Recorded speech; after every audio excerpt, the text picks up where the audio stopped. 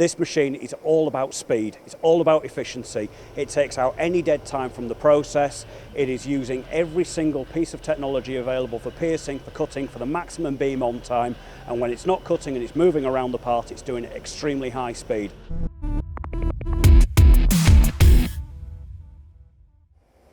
Prima Power are known for their world-leading fiber laser technology, and we're here in front of the Laser Genius Plus, which is the brand new 2D laser cutter you guys have just come out with.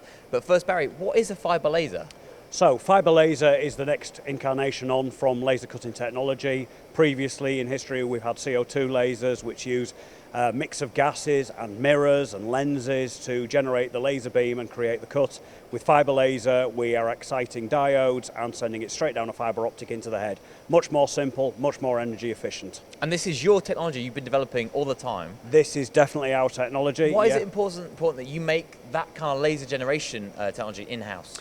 That's basically so we've got control over the supply chain. So it's our laser technology, it's our machine, the whole machine is built and developed by us. So from a support point of view, of course it's our engineers, and from a build and manufacturing point of view, it's our company that builds these things. So it's all about the service and support that you guys can offer and make sure that the whole product is going to work at absolute max efficiency. Absolutely, yeah. Okay, so what makes this the latest model then? So the latest model is it's the next incarnation on from our previous models. What we've actually done with this machine is now gone to a gantry type design from the cantilever design, which we still have, but the gantry is basically then allowing us to have a very narrow, very compact machine which can fit into a much better space in a factory, and it's reversible. So we can go right to left flow or left to right flow. Okay, so you talked about reversible, so there's a piece of automation we're going to talk about in just a second. Yes, but yep. When your customers buy a laser cutting machine, they need to stay competitive because material prices are rising, costs are rising, they need to be able to quote competitively. So how do you make sure on the laser cutter side your customers are staying competitive? That's basically to do with the technology that we use to optimize the processes. This machine is all about speed, it's all about efficiency. It takes out any dead time from the process. It is using every single piece of technology available for piercing, for cutting, for the maximum beam on time, and when it's not cutting and it's moving around the part, it's doing it at extremely high speed. And that machine certainly is quick. We saw a demonstration of it cutting just now on a customer part, and it was absolutely, like it was just ripping through the material. Yeah.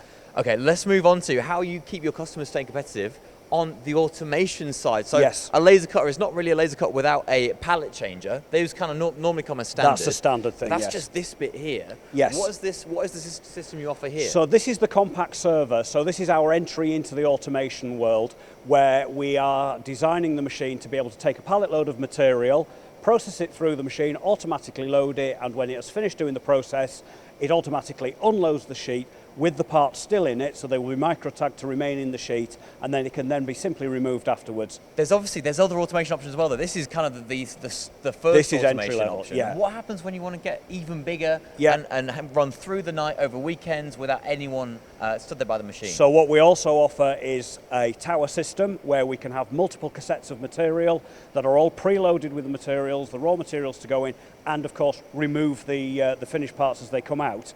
Now there's two ways of doing that as well.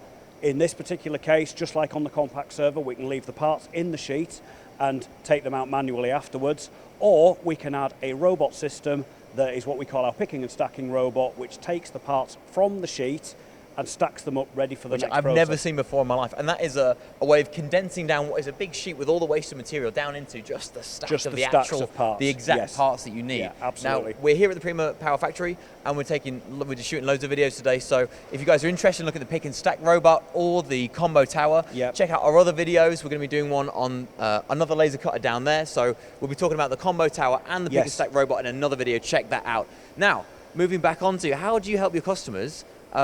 Let's say they've got a big fat automation system, but they're doing loads of different parts, loads of different material thicknesses, and they're leaving it to run over the whole weekend. How can they make sure that they know that the machine is going to be able to handle all those different materials, different thicknesses, different kinds of parts? So basically, in the machine's control systems, we have a variety of different technological suites. Let's have a look at the control system as well. That are optimized, So we have several different suites that are designed for different process types. So thin materials, thick materials, unattended operation, and different cutting profiles. So for example, what we call a smart cut is to minimize all of the dead movement time, so that the shortest possible times between one part and another where we're cutting, and we're optimizing the cut as well, so we're not going beam on, beam off. We are literally taking every single amount of dead time out of there.